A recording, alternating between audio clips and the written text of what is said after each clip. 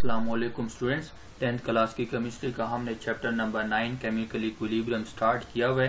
Chemical equilibrium में जो हमारा टॉपिक कंटिन्यू है वो लॉ ऑफ मास एक्शन है। इससे पिछले लेक्चर में भी हमने लॉ ऑफ मास एक्शन को डिस्कस किया था, लेकिन वो वहां पे जो लॉ ऑफ मास एक्शन हमने देखा था एक ऐसे रिएक्शंस के लिए हमने डिस्कस किया था जिसमें नंबर ऑफ मोल्स इन्वॉल्व नहीं थे। लेकिन आज लेक्चर नंबर 9 भी लॉ ऑफ मास एक्शन के बारे में ही होगा। यहाँ पे जो हम लॉ ऑफ मास एक्शंस को देखेंगे ये हम केसी को एक्सप्रेस करेंगे, इक्विलिब्रियम कांस्टेंट को हम एक्सप्रेस करेंगे एक जनरल रिएक्शंस के लिए। जनरल रिएक्शन एक ऐसा रिएक्शन है जिसमें नंबर ऑफ मोल्स भी इन्वॉल्व होंगे, तो हम एक जनरल रिएक्शंस के लिए केसी को एक्सप्रेस करेंगे। और जनरल रिएक्शन मैंने क्या बताया, ये कौन सा रिएक्शन है? ऐसा रिएक्शन है जिसमें रिएक्टेंट्स के नंबर ऑफ मोल्स भी होंगे और प्रोडक्ट्स के नंबर ऑफ मोल्स भी होंगे। तो इसको समझने के लिए हम एक एग्जांपल ले लेते हैं। मेरे पास एक एग्जांपल है, मिसाल के तौर पर हम रिएक्टेंट्स ए फर्ज करते हैं, ए ले लेते हैं और बी को भी एज अ रिएक्टेंट्स लेते हैं। ये दोनों रिएक्ट करते हैं और प्रोडक्ट सी और प्लस डी बना देते हैं। यही प्रोडक्ट वापस मिलकर रिएक्ट करके रिएक्टेंट्स ए और बी बना रहे होते हैं।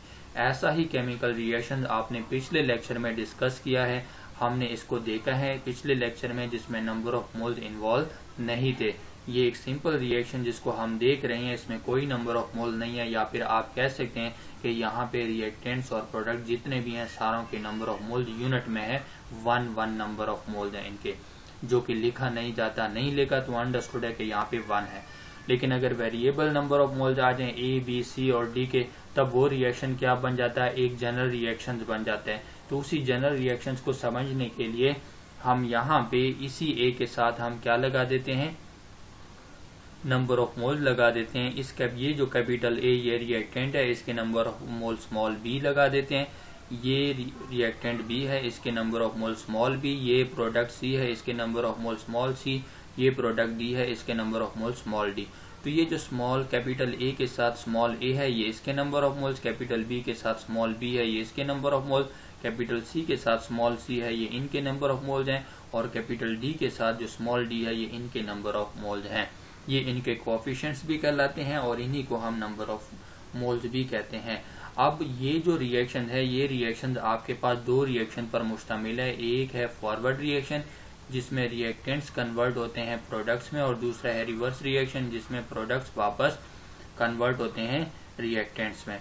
अब इन दोनों रिएक्शंस के लिए हमने इक्विलिब्रियम या लॉ ऑफ मास एक्शंस को अप्लाई करने हैं, जिससे फिर एंड पे हम केसी रिजल्ट निकालेंगे। केसी जो कि एक एक्सप्रेशन है जिसको आज यहाँ पे डिराइव करेंगे। तो लॉ ऑफ मास एक्शंस को पहले हम डिफाइन कर देते हैं। केसी को डिराइव करने से पहले हमारा काम यह है कि हम लॉ ऑफ मास एक्शंस को इस रिएक्शंस के लिए भी डिफाइन कर लेते हैं। एक जनरल रिएक्शंस के लिए भी हम इसको डिफाइन कर लेते हैं। तो हम यहाँ पे देख लेते हैं कि मिसाल के तौर पर ये मेरे पास है, फॉरवर्ड रिएक्शंस के लिए मैं डिफाइन कर देता हूँ।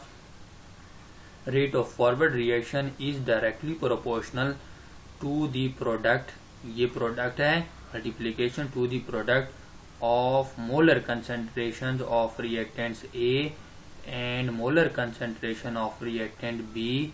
ये हमने डिफाइन किया इसको। फॉरवर्ड रिएक्शन की रफ्तार डायरेक्टली प्रोपोर्शनल है टू दी प्रोडक्ट, यानी प्रोडक्ट मल्टीप्लाई कर देंगे रिएक्टेंट्स ए और बी के मोलर कंसेंट्रेशन को। अब इनके जो ये नंबर ऑफ मोल्स हैं, ये वाले जो नंबर ऑफ मोल्स हैं, ये इनको उठा के इनके ऊपर पावर बना देंगे। तो मैं यहाँ पे लिख देता हूँ ए के नंबर ऑफ मोल्स क्या है? स्मॉल ए है, तो इसको उठा के इसी के ऊपर पावर बना देंगे। कैपिटल बी के नंबर ऑफ मोल्स क्या है? स्मॉल बी, इसको उठा के इसी के ऊपर ही हम पावर बना देंगे। तो इस तरह ये क्या बन जाएगा? एक रेट हमने लिख दिया, रफ्तार, यानी एक मैथमेटिकल फॉर्म में हमने इसको एक्सप्रेस किया फॉरवर्ड रिएक्शंस के लिए। अब इसी चीज को हम लिख देते हैं कि किस तरह ये डेफिनेशन बन जाएगा, किस तरह हम इसको डिफाइन करेंगे। तो आइए यहाँ पे हम देख लेते हैं। ये तो आप लोग जानते हैं कि ये चीज आपके पास क्या कहलाती है? आर से मुराद रेट है और स्मॉल एफ से क्या मुराद है? Forward. Rate of forward reaction, ये हमने लिख दिया फॉरवर्ड रिएक्शंस के लिए रेट। और आप लोग ये भी जानते हैं कि ये जो साइन है, ये साइन किसको रिप्रेजेंट करता है? Is directly proportional, is directly proportional, यानी rate of forward reaction directly proportional है।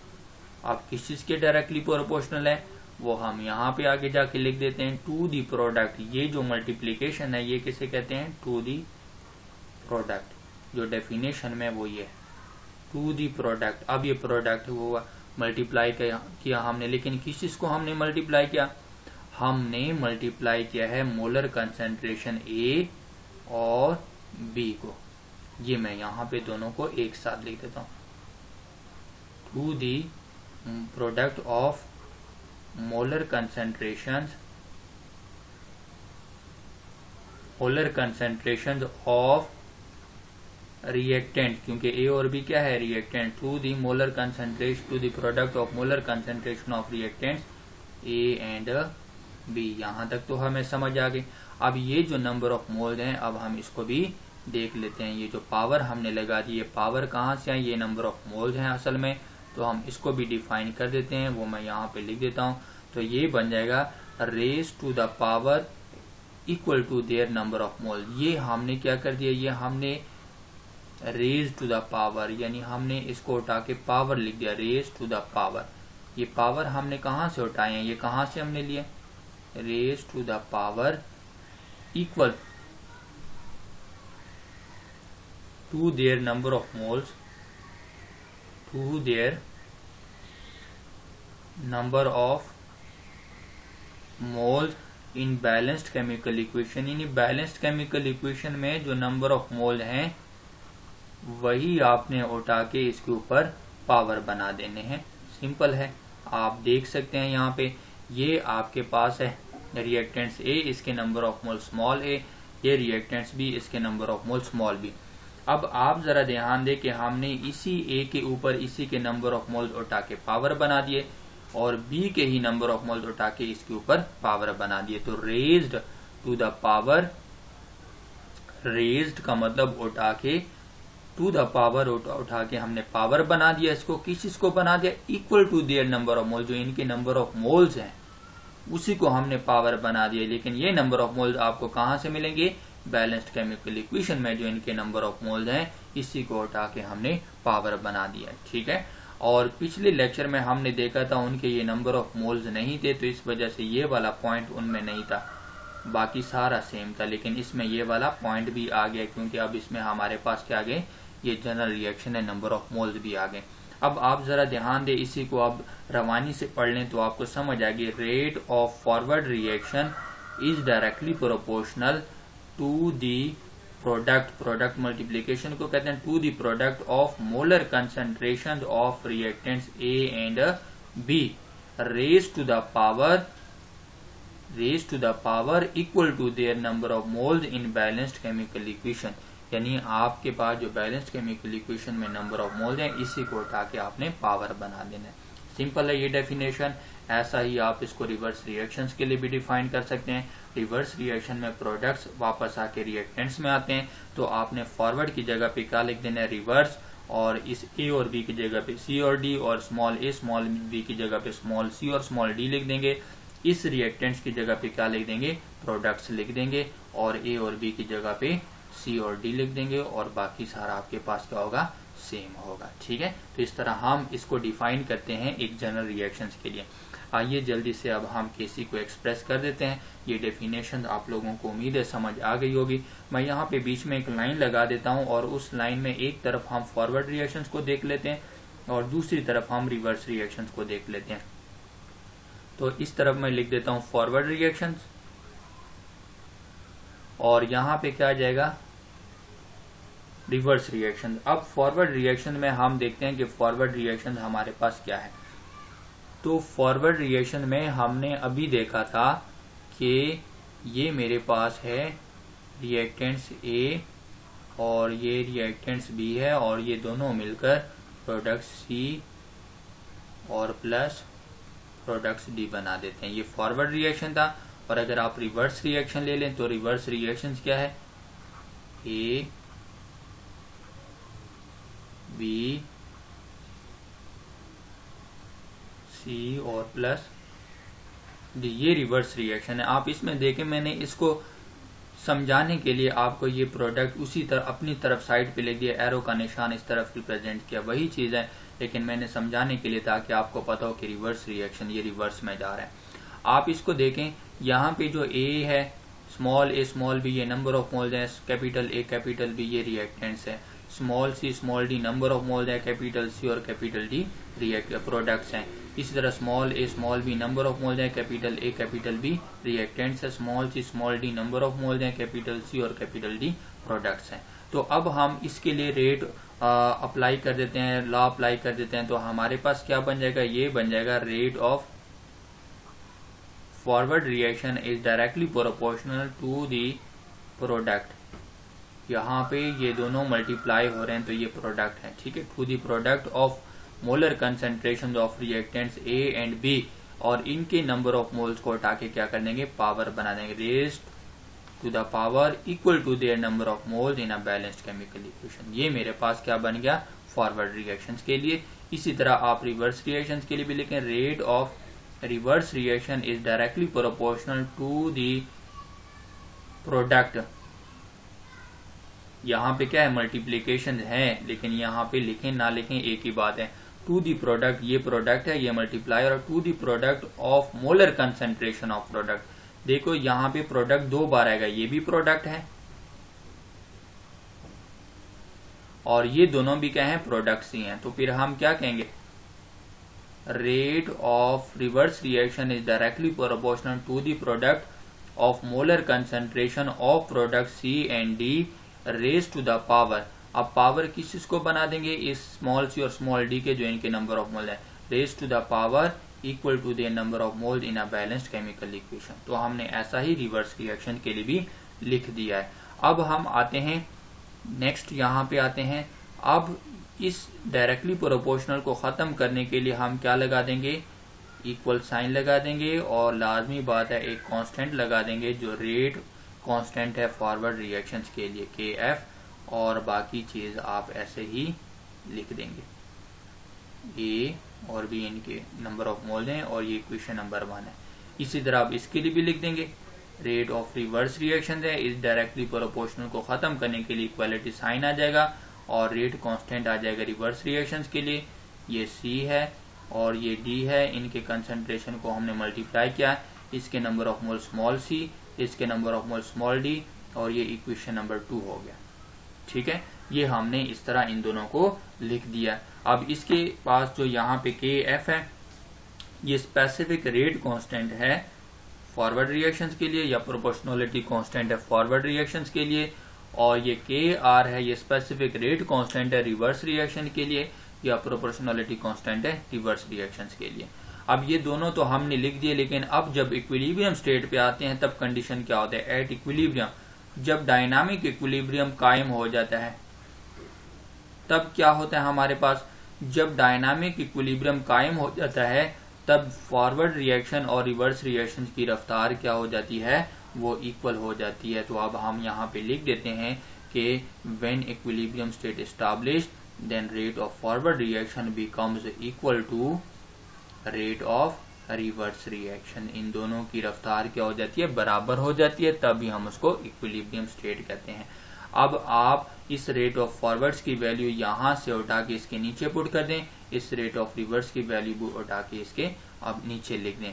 अब तो हम यहाँ पे आ जाते हैं, रेट ऑफ फॉरवर्ड्स की वैल्यू यहाँ पे क्या है, के एफ,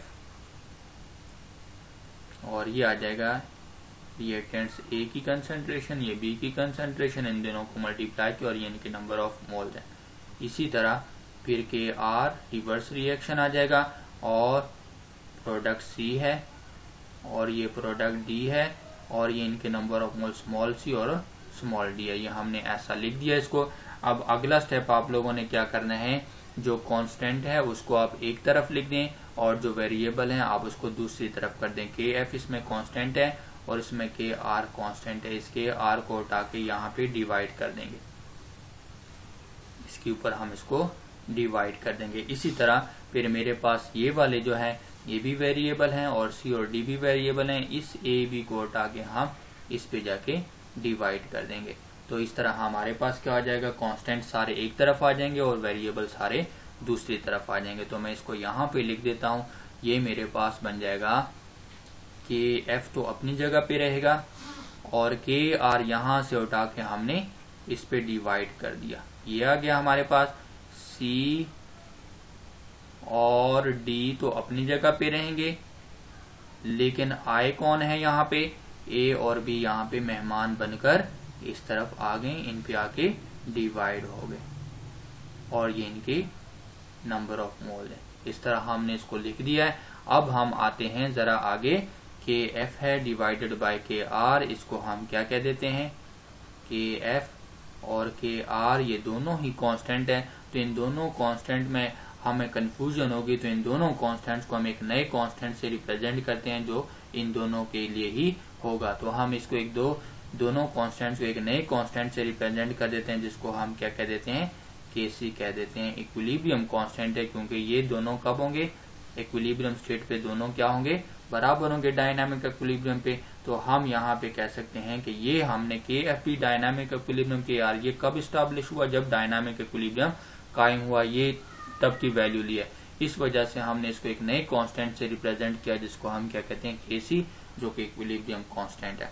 अब इसकी जगह पे आप क्या करें? केसी पुट कर देते हैं, तो ये आ जाएगा केसी और बाकी वैल्यू आप इसी तरह लिख दें, सी और ये डी, और इसको डिवाइड करें ए और बी पे, ये इनके नंबर ऑफ मोल्स आ जाएंगे। ये मेरे पास क्या आया? एक्सप्रेशन आया जो हम निकालना चाहते थे। अब ये केसी मेरे पास एक्सप्रेस होगा। ये आपको क्या कह रहा है? ये केसी आपको बता रहा है कि अगर प्रोडक्ट्स के नंबर ऑफ मोल्स वेरी करेंगे तो रिएक्टेंट्स के नंबर ऑफ मोल्स किस तरह उसके साथ वेरी करेंगे, या फिर अगर रिएक्टेंट्स के नंबर ऑफ मोल्स में कंसंट्रेशन में कोई चेंज आ रहा है तो उसके साथ प्रोडक्ट्स अपने अंदर किस तरह का चेंज लेके आते हैं। आप जब भी इन दोनों में से किसी एक की कंसंट्रेशन को चेंज करेंगे तो ये खुद को इस तरह एडजस्ट करेंगे कि इनका आंसर हमेशा सेम आ जाए जो कांस्टेंट हो। तो केसी क्या है? ये इक्विलिब्रियम कांस्टेंट है। जो के है ये इक्विलिब्रियम कांस्टेंट है, और सी किसको रिप्रेजेंट करते हैं? मोलर कंसंट्रेशंस को रिप्रेजेंट करते हैं। यहाँ पे जो स्क्वायर ब्रैकेट्स है ये मोलर कंसंट्रेशन को रिप्रेजेंट करते हैं। सी और डी आपके पास प्रोडक्ट्स है, ए और बी आपके पास रिएक्टेंट्स है। Small C D number of moles हैं प्रोडक्ट्स के, small A B number of moles हैं रिएक्टेंट्स के। ठीक है, तो ये रेशो बन जाती है प्रोडक्ट्स ओवर रिएक्टेंट्स की। इस तरह हमने केसी को एक्सप्रेस किया एक जनरल रिएक्शंस के लिए। उम्मीद है आप लोगों को इस लेक्चर की समझ आ गई होगी। हमारे इस लेक्चर्स को लाइक करें, शेयर करें और हमारे चैनल को भी सब्सक्राइब करें। अपना ख्याल रखिएगा। अल्लाह हाफिज।